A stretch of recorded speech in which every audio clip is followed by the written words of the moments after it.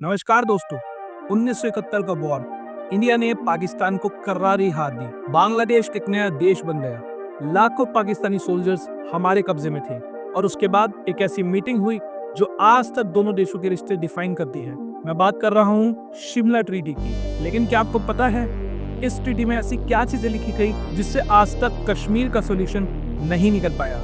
आइए समझते हैं। सबसे पहले थोड़ा बैकग्राउंड समझते हैं। दिसंबर 1971 में इंडो पाक वॉर के बाद सिचुएशन कुछ ऐसी थी। इंडिया ने 90,000 से ज्यादा पाकिस्तानी सोल्जर्स को प्रिजनर बना रखा था।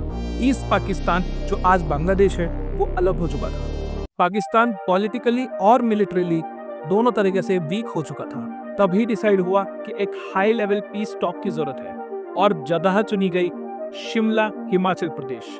शायद ठंडी हवाओं में दिमाग बड़ा ठंडा हो जाए। बात है 2 जुलाई 1972। इंडिया की पीएम इंदिरा गांधी और पाकिस्तान के नए प्रेसिडेंट जुल्फिकार अली भुट्टो एक टेबल पर आए और इस ट्रीटी के लिए कुछ समझौते करे। इस ट्रीटी के कुछ मेजर पॉइंट्स ये थे।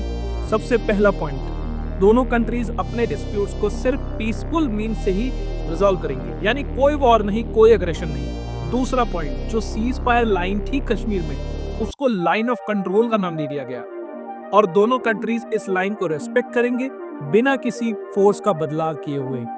तीसरा पॉइंट, दोनों कंट्रीज अपने रिश्ते को नॉर्मल करने की कोशिश करेंगी, यानी उनके बीच में ट्रेड, कल्चरल एक्सचेंज बढ़ाया जाएगा। और सबसे इंपॉर्टेंट पॉइंट, कश्मीर मुद्दे को दोनों कंट्रीज सिर्फ बायलैटरल टॉक से रिजॉल्व करेंगी, यानी यूनाइटेड नेशंस या फिर किसी थर्ड पार्टी का इंटरफेरेंस अलाउड नहीं था।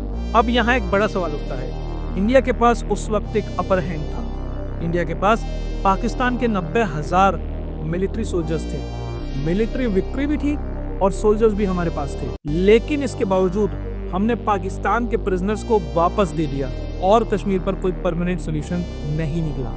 कई एक्सपर्ट्स कहते हैं इंडिया उस वक्त कुछ ज्यादा डिमांड रख सकता था, लेकिन डिप्लोमेटिक एडवांटेज लॉस कर दिया गया।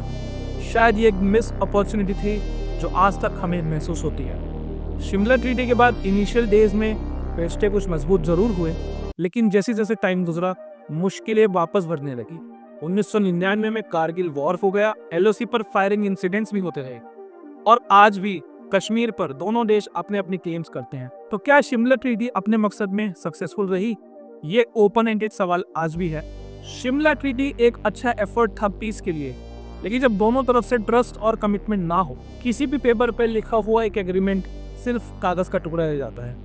अगर हम हिस्ट्री से कुछ सीखना चाहते हैं तो मेरे ख्याल से ये सीखना चाहिए कि जितनी इंपॉर्टेंस वॉर जीतने में है, उतनी ही इंपॉर्टेंस शांति जीतने में भी होनी चाहिए।